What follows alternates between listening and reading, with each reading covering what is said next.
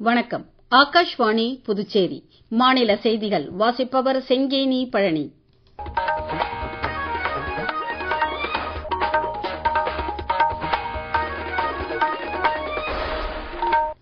தலைப்புச் செய்திகள். பிரதமர் திரு நரேந்திர மோடி 3 நாள் அரசுமுறை பயணமாக இன்று செஷல்ஸ் நாட்டிற்கு சென்றுள்ளார். கூட்டுறவுத்துறையின் மூலம் பயண முன்பதிவு செய்யும் பாரத் டாக்ஸி திட்டத்தை மத்திய கூட்டுறவுத்துறை அமைச்சர் திரு அமித்ஷா இன்று குஜராத்தில் தொடங்கி வைத்தார். இந்தியாவில் முதலீடு செய்ய வருமாறு இங்கிலாந்து தொழிலதிபர்களை மத்திய வர்த்தகம் மற்றும் தொழில்துறை அமைச்சர் திரு பியூஷ் கோயல் அழைப்பு விடுத்துள்ளார். தமிழகம் மற்றும் புதுச்சேரியில் நாளை 5 வயதுக்குட்பட்ட குழந்தைகளுக்கு போலியோ சொட்டு மருந்து போடும் இயக்கம் நடைபெறவுள்ளது. இனி விரிவான செய்திகள். பிரதமர் திரு நரேந்திர மோடி 3 நாள் அரசுமுறை பயணமாக செஷல்ஸ் நாட்டிற்கு இன்று புறப்பட்டுச் சென்றார். அந்நாட்டின் பொன்விழா கொண்டாட்டத்தில் சிறப்பு விருந்தினராக பங்கேற்கும் அவர் செஷல்ஸ் அதிபர் டாக்டர் பேட்ரிக் ஹெர்மினியை சந்தித்து பேசவுள்ளார். இரு நாடுகளுக்கு இடையிலான நல்லுறவு, கலாச்சார நட்பு, பொருளாதாரம் மற்றும் பாதுகாப்பு உள்ளிட்ட பல்வேறு அம்சங்கள் குறித்து இரு தலைவர்களும் முக்கிய ஆலோசனை நடத்தவுள்ளனர். தனது பயணத்தின் போது அவர் அந்நாட்டின் நாடாளுமன்றத்தில் உரையாற்றுகிறார். பின்னர் அந்நாட்டில் வசிக்கும் இந்திய வம்சாவளியினரிடம் கலந்துரையாட உள்ளார்.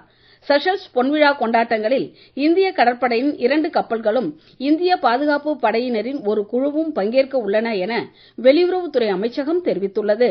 முன்னதாக இன்று காலை செஷல்ஸ் நாட்டிற்கு புறப்படுவதற்கு முன்பு செய்தியாளர்களிடம் பேசிய பிரதமர், தமது செஷல்ஸ் பயணத்தின் மூலம் இந்திய பெருங்கடலில் ஒத்துழைப்பை மேம்படுத்தப்படும் என்று அவர் தெரிவித்தார். தாம் பயணம் மேற்கொள்ளும் இந்திய பெருங்கடலில் அமைந்துள்ள செஷல்ஸ் தீவு இந்தியாவின் மதிப்புமிக்க கடல்சார் அண்டை நாடு என பிரதமர் தெரிவித்தார். இந்தியாவின் தொலைநோக்கு பார்வை மற்றும் வளரும் நாடுகளுக்கு இடையேயான ஒரு மகத்தான நாடாக செஷல்ஸ் கருதப்படுவதாக பிரதமர் தெரிவித்தார். 50 ஆண்டுகளுக்கு மேலாக இரு நாடுகளுக்கு இடையே நல்லுறவு நிலவுவதாகவும் பிரதமர் தெரிவித்தார். இந்திய பெருங்கடல் பிராந்தியத்தில் உள்ள மக்களின் முன்னேற்றம் மற்றும் செழிப்பிற்கான ஒத்துழைப்பை மேம்படுத்துவது குறித்தும் செஷல்ஸில் பேச்சுவார்த்தை நடைபெற உள்ளதாக பிரதமர் தெரிவித்தார். இந்த பயணத்தின் போது செஷல்ஸ் நாடாளுமன்றத்தில் உரையாற்றும் முதல் இந்திய பிரதமர் என்ற பெருமையை பெற இருப்பதாகவும் திரு நரேந்திர மோடி தெரிவித்துள்ளார். இன்று அவர் தாவரவியல் பூங்காவில் நடைபெறும் மரம் நடு விழாவில் பங்கேற்கிறார். பின்னர் செஷல்ஸ் கடலோர காவல்படை தளத்திற்கும் செல்கிறார். பிரதமர் திரு நரேந்திர மோடி கடந்த 2015ஆம் ஆண்டிற்கு பிறகு இன்று மீண்டும் அந்நாட்டிற்கு பயணம் மேற்கொண்டுள்ளார். இந்திய பெருங்கடல் பிராந்தியத்தில் ஒரு முக்கிய கடல்சார் அண்டை நாடாக திகழும் செஷல்ஸ் நாடு ஒரு சிறப்பான இடத்தை பெற்றுள்ளது. பிரதமரின் இந்த பயணம் இந்தியாவிற்கும் செஷல்ஸுக்கும் இடையிலான வலுவான மற்றும் நீடித்த நட்பை மீண்டும் உறுதிப்படுத்துவதோடு இரு நாடுகளின் நட்பை வலுப்படுத்துவதாக அமையும் என எதிர்பார்க்கப்படுகிறது. இதுகுறித்த ஒரு செய்தி தொகுப்பு.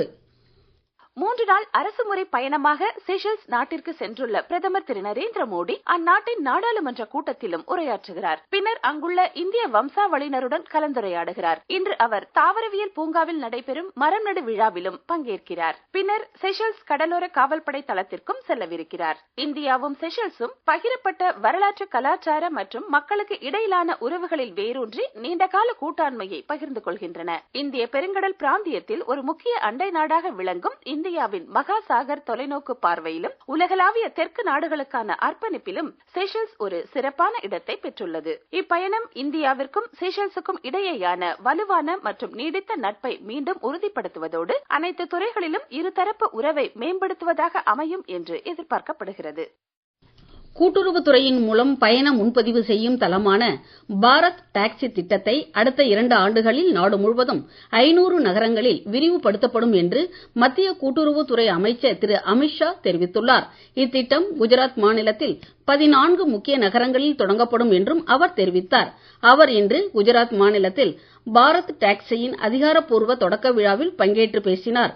கூட்டுறவுத்துறையில் ஒரு மாற்றத்தை ஏற்படுத்தும்படியாக இத்திட்டம் அமையும் என்றும் அவர் தெரிவித்தார். சாரதிகள் என்று குறிப்பிடப்படும் ஓட்டுநர்களை நேரடி பங்குதாரர்களாக மாற்றுவதன் மூலம் நியாயமான மற்றும் வெளிப்படையான பயண தளத்தை வழங்க முடியும் என்று அவர் தெரிவித்தார். நீங்கள் கேட்டுக்கொண்டிருப்பது மாநில செய்திகள். ஆகாஷ்வாணி செய்திகளை நேயர்கள் உடனுக்குடன் தெரிந்து கொள்ள எமது புதுச்சேரி மண்டல செய்தி பிரிவின் சமூக ஊடகங்களான @airnews புதுவை என்ற எக்ஸ் பக்கத்தையும், all India radio news Puducherry என்ற Facebook பக்கத்தையும், @RNU புதுச்சேரி என்ற யூடியூப் சேனலையும் அணுகலாம். செய்திகள் தொடர்கின்றன. தேசிய பாடலான வந்தே மாதரம் பாடல் வெறும் பாடல் அல்ல, மாறாக அது இந்தியாவை மறு கட்டமைப்பதற்கான மந்திரம் என்று மத்திய உள்துறை அமைச்சர் திரு அமித்ஷா தெரிவித்துள்ளார். புதுடெல்லியில் நேற்று நிகழ்ச்சி ஒன்றில் பங்கேற்று பேசிய அவர், வங்காள எழுத்தாளர் பங்கிம் சந்திர சட்டர்ஜி இயற்றிய வந்தே மாதரம் பாடல் தேசத்தின் கலாச்சார உணர்வு மற்றும் தேசபக்தியின் வலிமையான அடையாளம் என்று கூறினார். சுதந்திர போராட்டம் உச்சத்தை அடைந்தபோது ஆங்கிலேயர்களுக்கு எதிரான போராட்டத்தில் முக்கிய முழக்கமாக வந்தே மாதரம் பாடல் திகழ்ந்ததாகவும் அவர் கூறினார். பாரத மாதாவை உலகின் உயர்ந்த இடத்தில் மீண்டும் நிலைநாட்டுவதற்கான மந்திரம் வந்தே மாதரம் பாடல் என்று அவர் பெருமிதம் தெரிவித்தார்.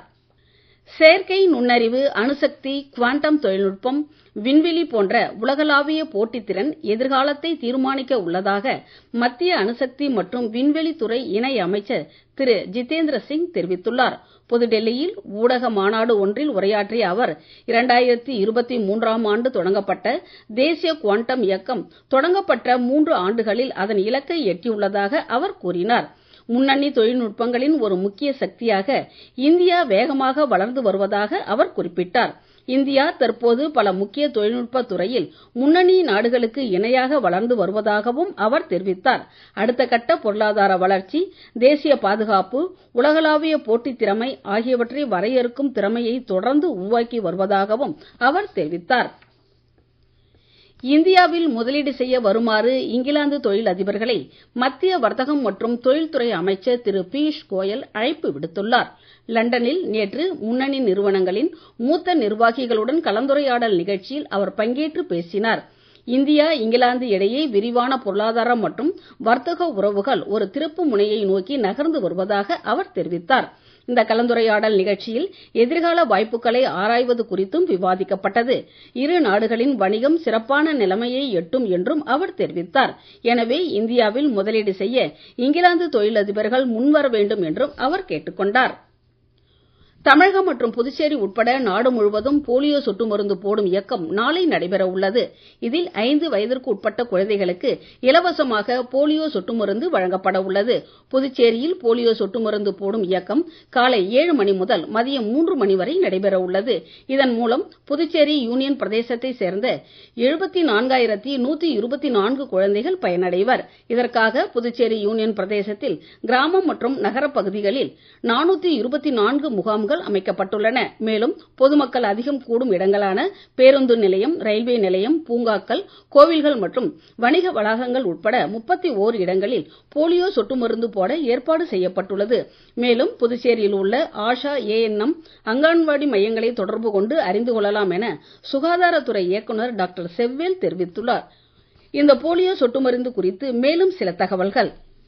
போலியோ சொட்டு மருந்து என்பது 5 வயதுக்குட்பட்ட குழந்தைகளுக்கு வழங்கப்படும் ஒரு தடுப்பு மருந்தாகும். இது குழந்தைகளின் வாழ்நாளை முடக்கும் போலியோ நோயை தடுத்து எதிர்கால ஆரோக்கியத்தை பாதுகாக்கிறது. போலியோ வைரஸ் நரம்பு மண்டலத்தை பாதித்து வாழ்நாள் முழுவதும் கை கால்களை முடக்கிவிடும். இந்த சொட்டு மருந்து குழந்தைகளின் நரம்புகளை பலப்படுத்தி இந்நோய் வராமல் பாதுகாக்கிறது. புதுடெல்லியில் வரும் 28 மற்றும் 29 ஆகிய தேதிகளில் நடைபெறவுள்ள தேசிய ஊரக வளர்ச்சி மாநாட்டிற்கு மத்திய ஊரக வளர்ச்சித்துறை அமைச்சர் திரு சிவராஜ் சிங் சௌஹான் தலைமையேற்க உள்ளார். இந்த 2 நாள் மாநாட்டில் முழுமையான கிராமப்புற மேம்பாடு குறித்தும் முக்கிய முதன்மை திட்டங்கள் குறித்தும் விவாதிக்கப்பட உள்ளது. கிராமப்புற இந்தியாவிற்கான எதிர்கால திட்டத்தை வகுக்கவும் அனைத்து மாநிலங்கள் மற்றும் யூனியன் பிரதேசங்களை சேர்ந்த ஊரக வளர்ச்சித்துறை அமைச்சர்கள் மற்றும் மூத்த அரசு அதிகாரிகள் மற்றும் நிபுணர்களை ஒருங்கிணைக்கவும் இந்த மாநாடு நடத்தப்படுகிறது. மாநாட்டில் கிராமப்புற வளர்ச்சி, மத்திய மாநில அரசுகளை ஒருங்கிணைக்கும் கலந்துரையாடல், விக்சித் பாரத், ஜி சட்டத்தை திறம்பட செயல்படுத்துதல், கிராம பஞ்சாயத்து வழிமுறைகளை வலுப்படுத்துதல் போன்றவை மையமாக கொண்டு இம்மாநாடு நடைபெறும். உலகளாவிய நெகிழ்திறன் கொண்ட எரிசக்தி எதிர்காலத்தில் முக்கிய மையமாக விளங்க உள்ளதாக மத்திய மின்துறை அமைச்சர் திரு மனோகர் லால் ஆங்கில நாளேடு ஒன்றுக்கு எழுதிய கட்டுரை குறித்து பிரதமர் திரு நரேந்திர மோடி தனது சமூக வலைதளத்தில் பகிர்ந்துள்ளார். மீண்டும் தலைப்புச் செய்திகள். பிரதமர் திரு நரேந்திர மோடி 3 நாள் அரசுமுறை பயணமாக இன்று செஷல்ஸ் நாட்டிற்கு சென்றுள்ளார். கூட்டுறவுத்துறையின் மூலம் பயண முன்பதிவு செய்யும் பாரத் டாக்ஸி திட்டத்தை மத்திய கூட்டுறவுத்துறை அமைச்சர் திரு அமித்ஷா இன்று குஜராத்தில் தொடங்கி வைத்தார். இந்தியாவில் முதலீடு செய்ய வருமாறு இங்கிலாந்து தொழிலதிபர்களை மத்திய வர்த்தகம் மற்றும் தொழில்துறை அமைச்சர் திரு பியூஷ் கோயல் அழைப்பு விடுத்துள்ளார். தமிழகம் மற்றும் புதுச்சேரியில் நாளை 5 வயதுக்குட்பட்ட குழந்தைகளுக்கு போலியோ சொட்டு மருந்து போடும் இயக்கம் நடைபெற உள்ளது. இத்துடன் இந்த செய்தி அறிக்கை நிறைவு பெறுகிறது. வணக்கம்.